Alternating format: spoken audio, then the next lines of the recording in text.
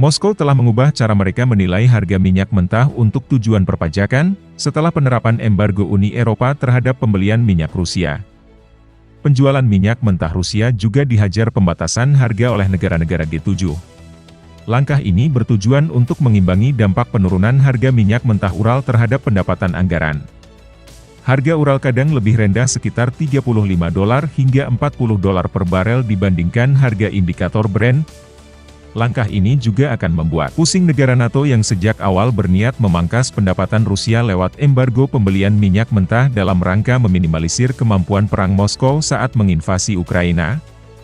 Seperti diketahui sebelum invasi, negara-negara barat yang terhimpun di NATO merupakan konsumen utama minyak mentah Ural Rusia. Negara NATO seperti Belanda, Jerman, Polandia, Italia, Prancis, dan Belgia masuk dalam 10 besar pembeli minyak mentah Rusia, bahkan setelah invasi dilakukan pada Februari 2022. Negara barat kemudian beralih ke negara-negara Asia penghasil minyak bumi untuk memenuhi kebutuhan mereka demi memangkas pendapatan Rusia. Adapun Rusia, di tengah sanksi dan embargo, tetap mendapat kucuran penjualan karena Cina dan India menjadi dua negara yang dengan senang hati membeli minyak berdiskon dari Moskow. Pengurangan diskon harga minyak Rusia ini diprediksi juga akan mempengaruhi nilai inflasi dunia. Pada bulan Juli, Presiden Rusia Vladimir Putin menandatangani amandemen undang-undang dalam kode pajak untuk sektor energi, untuk mengurangi diskon minyak mentah Ural ke Brent, dari $25 per barel menjadi $20 mulai bulan September.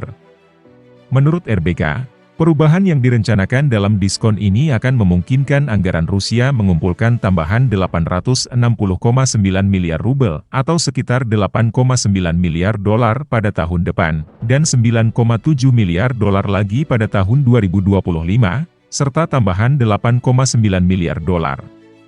Pada tahun 2026, akibatnya, pemasukan dari minyak dan gas akan meningkat. Pendapatan Rusia diproyeksikan sebesar $92 miliar pada tahun 2023, diperkirakan akan melonjak menjadi $119 miliar atau setara $1,841 triliun pada tahun 2026. Pemerintah Rusia juga dilaporkan sedang mengembangkan indikator harga Rusia sendiri, yang akan dihitung berdasarkan perdagangan di St. Petersburg International Mercantile Exchange (PIMEX). Menurut RBK, keputusan ini dijadwalkan beroperasi mulai awal tahun 2024 dan juga akan digunakan untuk menghitung pajak minyak.